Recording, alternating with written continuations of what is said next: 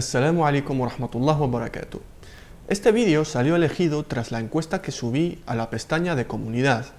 Además, tiempo atrás un suscriptor me ha compartido un vídeo de un predicador evangelista hablando sobre el libro del Apocalipsis y me pidió que prestara atención a un tema en particular que este predicador menciona, el cual lo considera una profecía mencionada en dicho libro.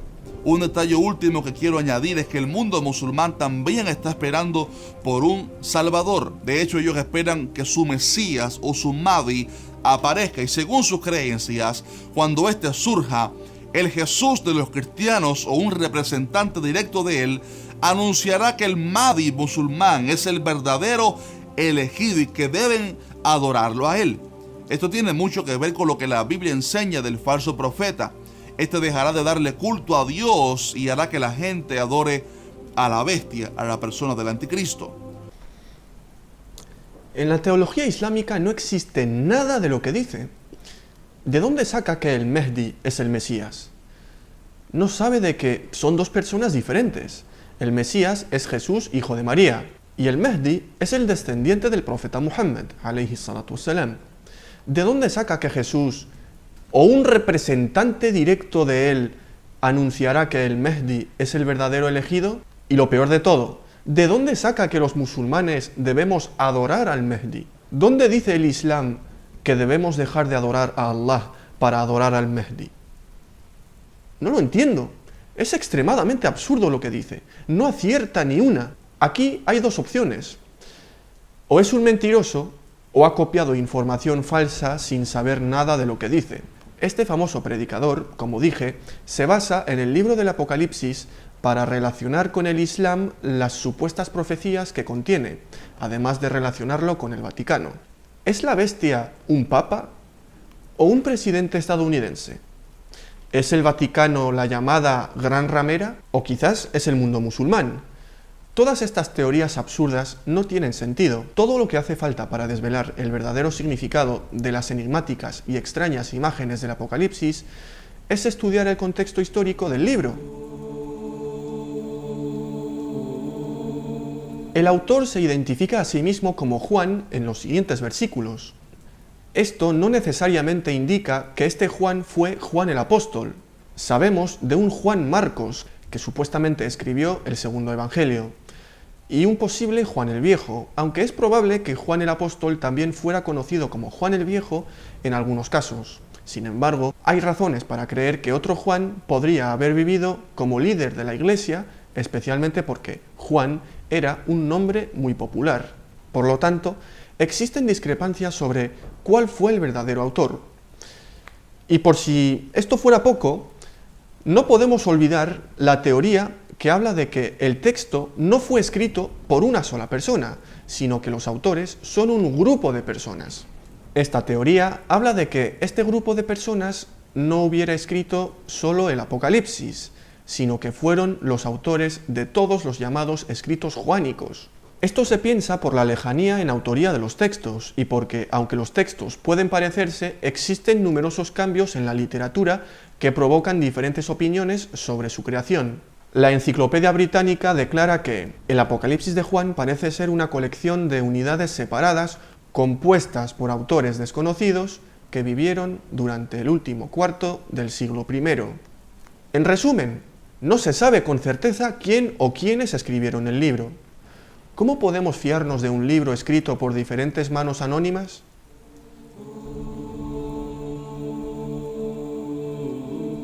El libro del Apocalipsis no fue canónico en las iglesias orientales hasta el siglo X, es decir, que durante casi un milenio no fue considerado palabra de Dios digna de ser incluida en las Sagradas Escrituras. Esto muestra claramente las controversias que causó este libro.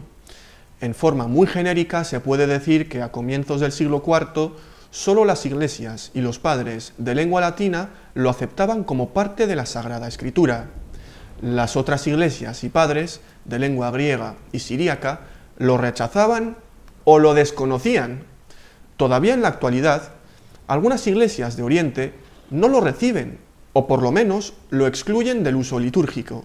Veamos, por ejemplo, qué es lo que dice Dionisio de Alejandría en la segunda mitad del siglo II. Algunos de nuestros antecesores rechazaron como espurio y desacreditaron por completo el libro, examinando capítulo por capítulo y declarando que era ininteligible e ilógico y su título engañoso. Efectivamente, dicen que no es de Juan y que tampoco es Apocalipsis, estando, como está bien velado, en el grueso manto de la ignorancia, y que el autor de este escrito no solo no fue ninguno de los apóstoles, pero es que ni siquiera ningún santo o miembro de la Iglesia en absoluto, sino Cerinto, el mismo que instituyó la herejía cerintina, y que quiso acreditar su propia invención con un nombre digno de fe. Yo, por mi parte, no podría atreverme a rechazar el libro, pues son muchos los hermanos que lo toman en serio. Tampoco consideran el Apocalipsis como auténtico y canónico San Cirilo de Jerusalén y San Gregorio Nacianceno. Teodoreto y San Juan Crisóstomo nunca citan el Apocalipsis, lo cual parece indicar que no lo consideraban como libro sagrado. Otro argumento en contra de la paternidad apostólica del libro es su omisión de la versión siríaca peshita, la Vulgata siria en arameo.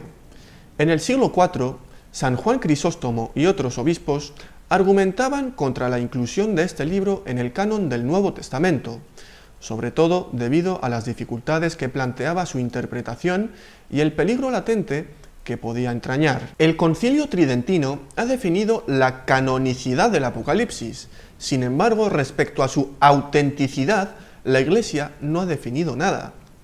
Y yo me pregunto, ¿cómo se puede considerar canónico algo que no sabes si es auténtico?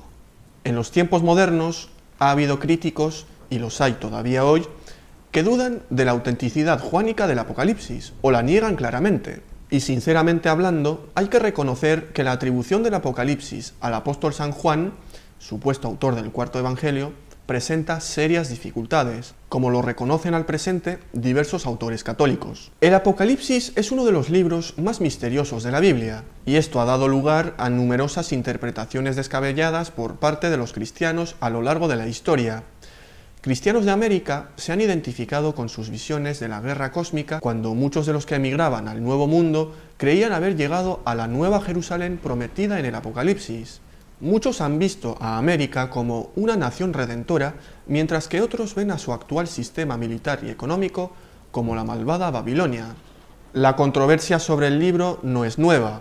Desde que se escribió, los cristianos han discutido acaloradamente a favor y en contra de él, especialmente desde el siglo II hasta el siglo IV, cuando apenas entró en el canon para convertirse en el último libro del Nuevo Testamento.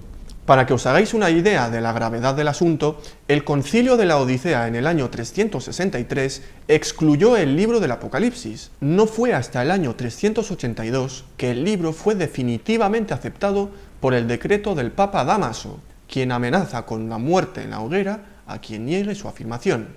Desde entonces se incluyó oficialmente en el canon de la Iglesia de Occidente. Más de 1000 años después, Martín Lutero, el mismísimo fundador de la Reforma Protestante, quiso eliminar el Apocalipsis del canon bíblico, diciendo que no es ni apostólico ni profético, y que Cristo no se enseña ni se sabe de él aquí, hasta que se dio cuenta de que podía utilizar sus poderosas imágenes contra la Iglesia Católica, mientras que los apologetas católicos las volvían contra él y otros cristianos protestantes.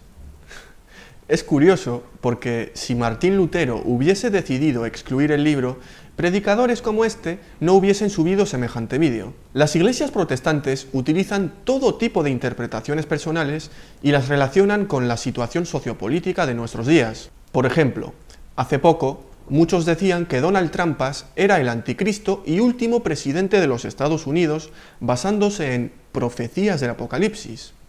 Dijeron lo mismo sobre Barack Obama y tampoco pasó nada.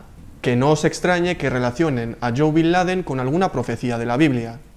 La identidad de la bestia cambia según quien piensen los cristianos que es el enemigo en ese momento. Famosos predicadores como Armando Alducín son admirados por millones de evangelistas. Este mismo personaje predicó en su momento que el ISIS estaba profetizado en la Biblia, vomitando odio hacia los musulmanes en sus prédicas para que sus ovejitas sintiesen miedo y rechazo hacia el Islam. Muchas iglesias protestantes utilizan los simbolismos del libro de Revelación para interpretaciones personales de eventos sociopolíticos que suceden o que sucederán dentro de poco. Por cuestiones de brevedad, os voy a exponer dos ejemplos que desmienten todas las falacias y divagaciones que hacen en sus prédicas.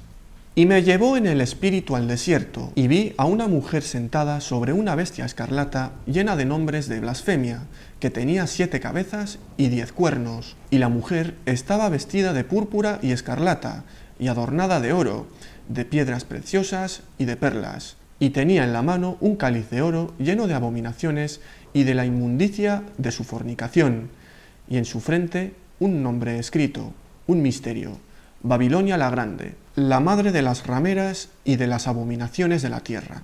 Hay denominaciones protestantes que utilizan este pasaje para señalar al Vaticano, y últimamente está también de moda asociarlo con el mundo musulmán.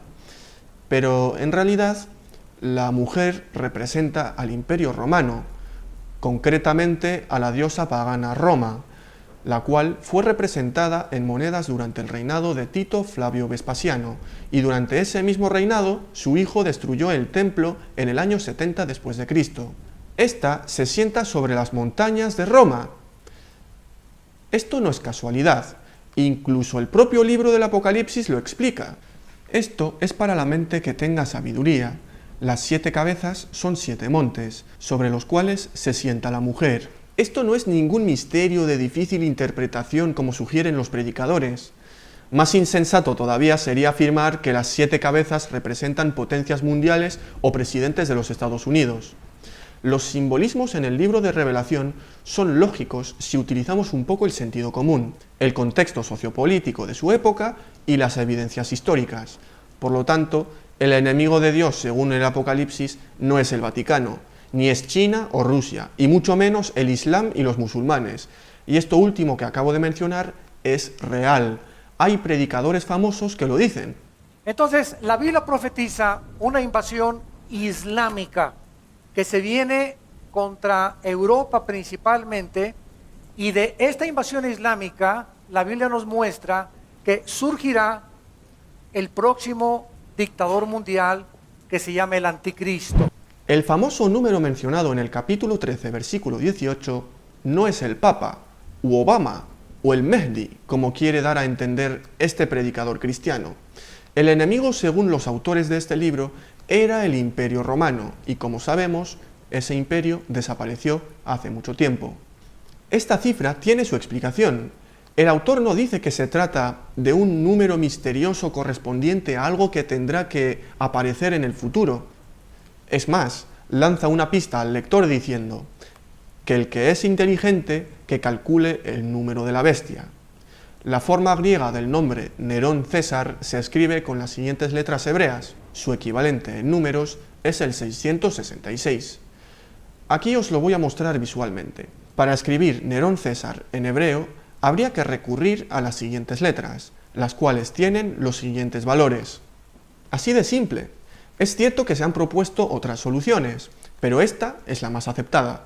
El autor o autores del Apocalipsis muestran a Nerón como el prototipo del perseguidor de los primeros cristianos. Algunas investigaciones también concluyen que el número 666 en este pasaje del Apocalipsis es erróneo, ya que existen algunas versiones del libro que datan del siglo II o III que tienen como número de la bestia al 616 y con el cual, a través de los mismos juegos numéricos, se podría relacionar a varios césares romanos, por ejemplo Calígula, emperador romano caracterizado por su crueldad.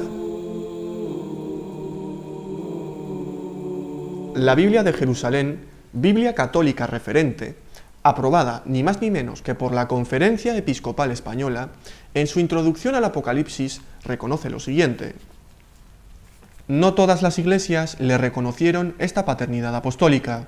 Por otra parte, si bien el Apocalipsis presenta un parentesco innegable con los demás escritos joánicos, también se distingue de ellos netamente por su lenguaje, por su estilo y por algunos puntos de vista teológicos, hasta el punto que es difícil asegurar que proceda inmediatamente del mismo autor. Vemos que hasta en los propios escritos joaninos hay contradicciones teológicas. ya ni hablar de las diferencias con otros autores bíblicos. Pero como el tema del vídeo es sobre el Apocalipsis, me voy a limitar a compararlo con los demás escritos juaninos, en particular el cuarto Evangelio. El teólogo, exégeta y sacerdote católico Le Père Boimard fue uno de los miembros más ilustres de la Escuela Bíblica y Arqueológica de Jerusalén. Este señala algunas importantes diferencias. No se encuentran en el Apocalipsis la mayor parte de los términos característicos del cuarto Evangelio y de las epístolas de San Juan: amor, verdad, luz, tinieblas, mundo, en sentido peyorativo. La doctrina del Espíritu Santo, que tanta importancia tiene en el cuarto Evangelio, apenas es esbozada en el Apocalipsis.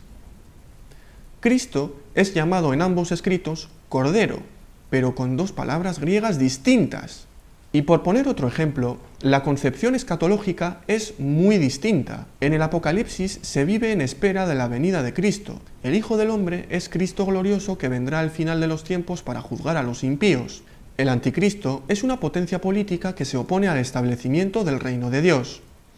En el Evangelio y en las epístolas, en cambio, Cristo ya ha venido en cierto modo y habita en el corazón de los fieles.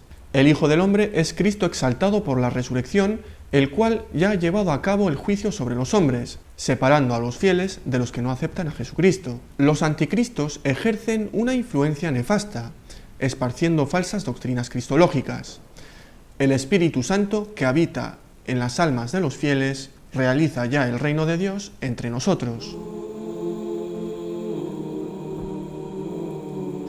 Hacia el año 260, el famoso obispo egipcio San Dionisio de Alejandría puso en duda la paternidad juanina, señalando que el estilo de los dos libros, es decir, el Evangelio según Juan y el Apocalipsis, difiere notablemente y argumenta que el sofisticado escritor del Evangelio no podía haber escrito un griego tan torpe. Dionisio añadió que, y cito textualmente: «No he dicho estas cosas para verter desprecio sobre el autor del Apocalipsis, no se imaginen eso, sino solo para mostrar cuán diferentes son los dos libros, ya que él estaba de acuerdo en que el Apocalipsis había sido escrito por un escritor santo e inspirado». Bruce Metzger, en su ilustre libro Un comentario textual al Nuevo Testamento griego, también nos arroja una idea del defectuoso griego que hay en el Apocalipsis, diciendo que el autor comete solecismos a la hora de escribir. Dionisio de Alejandría fue el primero en argumentar, basándose en la lengua, que el Apocalipsis, el Evangelio y las epístolas de Juan no podían tener el mismo autor. David Aune dedica unas 50 páginas de su comentario a describir los numerosos rasgos sintácticos inusuales del libro del Apocalipsis. Señala que el griego del Apocalipsis es el griego más particular del Nuevo Testamento, en parte porque muestra interferencias de lenguas semíticas, quizá tanto hebreo como arameo. La peculiaridad de la lengua del Apocalipsis animó a muchos copistas a introducir mejoras en el texto, con el resultado de que el problema de reconstruir el texto original se ha hecho muy difícil. En algunos casos parece que solo un manuscrito, ya sea el alejandrino o el sinaítico, ha conservado la lectura original. El griego del Apocalipsis no solo es difícil y torpe, sino que también contiene muchas características léxicas y sintácticas que ningún hablante nativo de griego habría escrito. Dionisio de Alejandría observa del autor del Apocalipsis que su uso de la lengua griega es inexacto y emplea modismos bárbaros, produciendo solecismos. Norman Perrin hace los siguientes comentarios: que Juan de Patmos pueda ser identificado como profeta es más importante para comprender su obra que identificarlo con algún otro individuo llamado Juan en el Nuevo Testamento. Tradicionalmente se ha afirmado que es el Juan, hijo de Zebedeo, que conocemos en los relatos evangélicos, pero esto es muy poco probable. También se ha afirmado que es el Juan del cuarto Evangelio, pero solo la diferencia de lenguaje y estilo ya hace imposible esta identificación. Algunos pedirán pruebas como es de suponer. Me basaré en los más renombrados eruditos cristianos de la alta crítica. Para ello, voy a utilizar un comentario textual al Nuevo Testamento griego, escrito por el eminente teólogo Bruce Metzger. en nombre del Comité de las Sociedades Bíblicas Unidas. En el capítulo 1, versículo 15, podemos ver que pepurómenes, traducido como ha sido encendido, carece de concordancia sintáctica en esta oración. Para eliminar la dificultad gramatical, algunos copistas escribieron pepuromenó, que modifica a caminos, que significa horno. En el capítulo 13, versículo 6, entre las varias lecturas existentes, la mayoría del comité prefirió a los que moran en el cielo, por ser la lectura más difícil y por contar con apoyo externo superior. Al parecer, la presencia de y antes de a los se debe a que los copistas quisieron allanar la sintaxis tan retorcida. En vista de las varias omisiones del papiro 47, el Comité de las Sociedades Bíblicas Unidas consideró que la frase en el cielo, que es la lectura de dicho manuscrito, es una modificación secundaria, probablemente introducida por causa de las dificultades sintácticas. Y para terminar, me gustaría añadir la guinda del pastel. Esto, en realidad, es un error curioso que no tiene que ver con los autores originales del Apocalipsis. En el capítulo 22, versículo 19, en lugar de desde el árbol, el Textus Receptus, al que sigue la versión Reina Valera, dice desde el libro, lectura que no se encuentra en ningún manuscrito griego. El error se originó cuando Erasmo de Rotterdam, que necesitaba suplir los últimos 6 versículos del Apocalipsis, los cuales faltaban en el único manuscrito griego del Apocalipsis que él pudo consultar, los tradujo de la Vulgata latina al griego.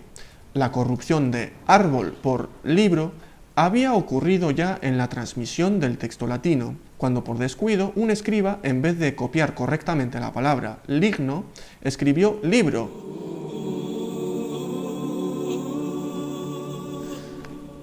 Queda demostrado que este libro no puede ser tomado como una revelación divina.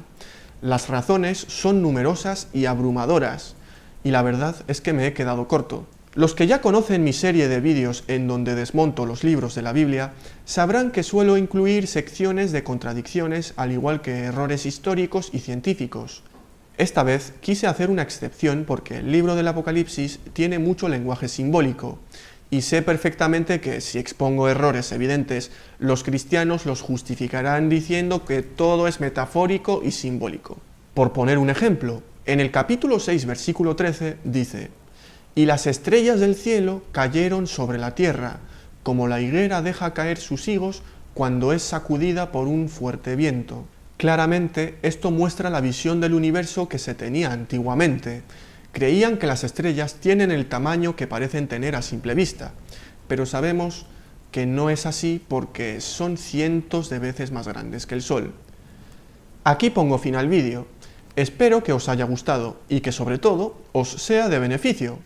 Assalamu alaikum wa rahmatullah wa barakatuh.